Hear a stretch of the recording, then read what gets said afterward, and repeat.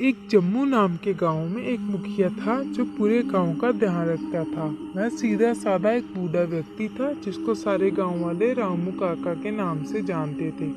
रामू काका के घर में बहुत सारा सोना और जेवरात पड़े हुए थे।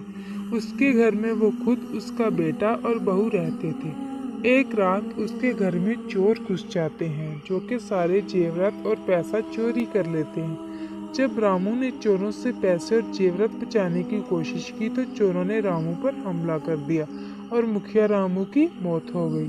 उस रात रामू का बेटा सोहन और बहू सुषमा घर पे नहीं थे। अगली सुबह जब सोहन और सुषमा घर पर आए तो उन्होंने पर उसकी बहू को कोई दुख नहीं था। सोहन को यह बात कुछ हजम नहीं हो रही थी। एक दिन तो वो बाहर कुछ काम करने गया था तो वहाँ पर दो आदमी बात कर रहे थे कि मुझे मुखिया को मारने के 10,000 रुपये मिले हैं। जब सोहन ने उनसे पूछा तो उन्होंने बात को दबाने की कोशिश की। तब सोहन ने पुलिस को कंप्लेन करने की धमकी दी तो वह दोनों आदमियों ने सच बता दिया कि उन्हें रामू मुखिया को मारने के पैसे मिले थे। उन्होंने यह भी बताया कि उन्हें यह सब करने के लिए उसकी बीवी सुषमा ने कहा था। सोहन को यह बात सुन के बहुत दुख हुआ और वह घर पे आया। उसने अपनी बीवी से अपने पिता को मारने का कारण पूछा तो उसने कहा कि मुझे सारे जेवरात और पैसे चाहिए थे। मैंने लालच में आकर पिता को मरवा दिया। सोहन ने गुस्से में एक गमला सुषमा की ओर फेंका जिस वजह से सुषमा की मौत हो गई।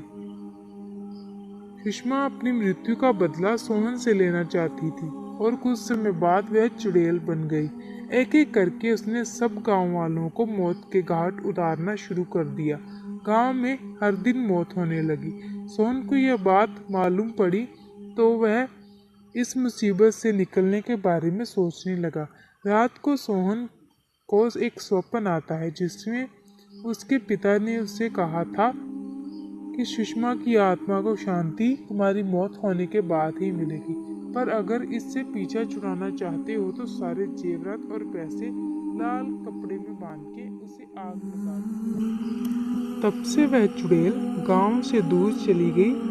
सुषमा ने अपनी लालच में अपने ससुर को तो मार ही डाला पर अंत में उसकी भी मौत हो गई, जिसमें हमें यह सीख मिलती है कि अगर हम किसी का बुरा करते हैं तो उससे हमारा भी बुरा होता है। अगर आपको यह कहानी अच्छी लगी तो हमारे चैनल को सब्सक्राइब करें और लाइक और कमेंट करना ना भूलें।